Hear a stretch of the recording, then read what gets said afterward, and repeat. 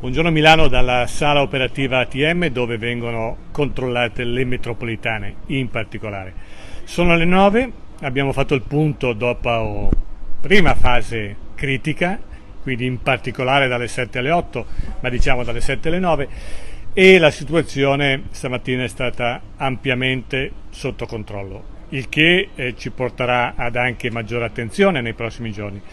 Ma in sostanza la preoccupazione per la ripartenza c'era e il servizio è stato buono, ma soprattutto i milanesi si sono comportati in maniera molto diligente.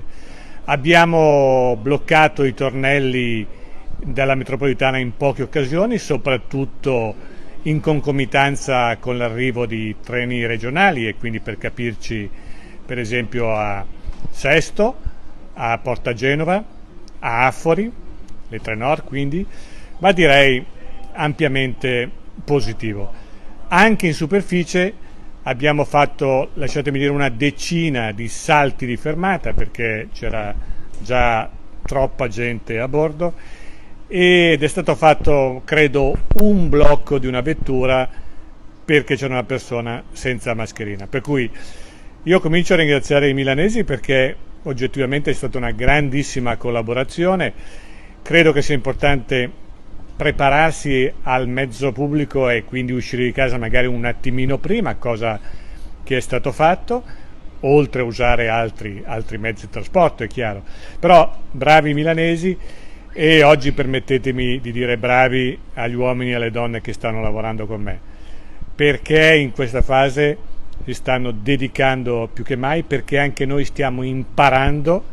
Ci sono una serie di cose che normalmente nella vita e sul lavoro non si sanno e magari non si sanno fare, ma bisogna imparare in fretta e noi e loro stiamo imparando in fretta. Per cui ai milanesi io non posso che continuare a dire che noi siamo qua con il massimo impegno, al limite delle nostre capacità e pronti anche a raccogliere i vostri suggerimenti. Siamo una grande comunità che vive dell'esperienza di tutti noi.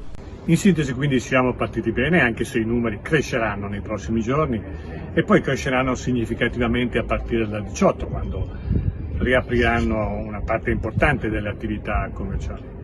Abbiamo quindi del tempo per mettere a punto il tutto e per vedere una ripartenza ancora più compiuta della nostra città, nella speranza che i contagi rimarranno sotto controllo. Fatemelo dire un'altra volta, oggi la situazione clinica medica è sotto controllo, ci siamo meritati di cominciare a ritornare in questa fase 2, andiamo avanti con comportamenti adeguati.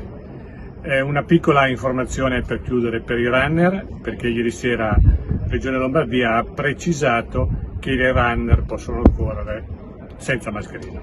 Buona giornata a tutti voi.